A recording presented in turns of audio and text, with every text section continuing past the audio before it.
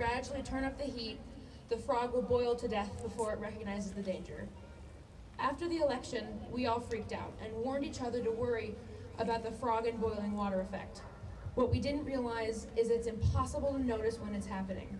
That's the point of the proverb, is it's psychological conditioning that you can't avoid because you can't spot it.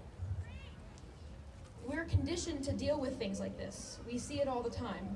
School shootings, mass incarceration, racism, hate crimes, all this stuff we've been bombarded with since the election, and we're so numb to violence and discrimination that at this point we are overwhelmed and starting to feel hopeless.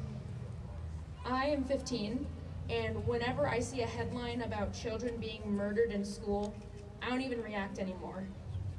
I just move on because I see it so often that I can't handle feeling grief every time I hear that more innocent children have been killed.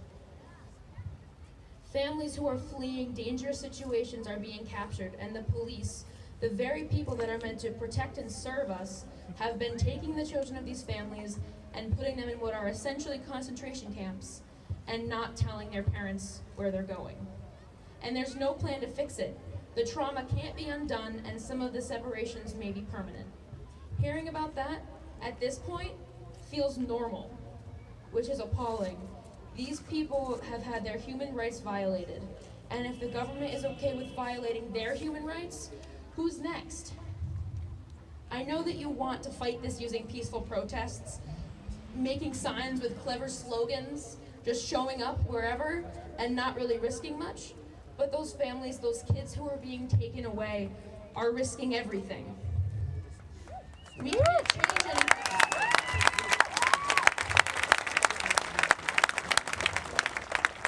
We can't change anything by just sitting down and having a conversation because our national government won't listen. They won't do what they don't want to because we aren't making them.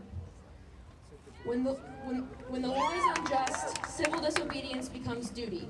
If we don't act now, this is going to escalate. It's going to get bigger and bigger, more and more, and eventually we won't be able to solve anything.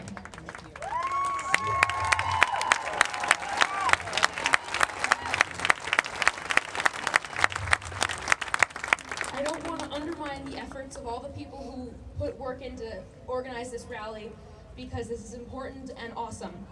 But what are we really doing here? What are all of us doing here? We all agree, we all came here knowing that family separation is bad. What are we protesting here? Who are we protesting? Why are we standing out here nodding our heads at each other, holding poster board? What is something real, something tangible that we can do that will directly affect what's going on?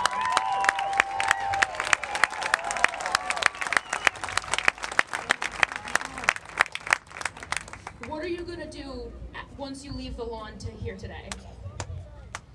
I'm 15, I'm scared, I'm frustrated, and I just want to be a teenager again.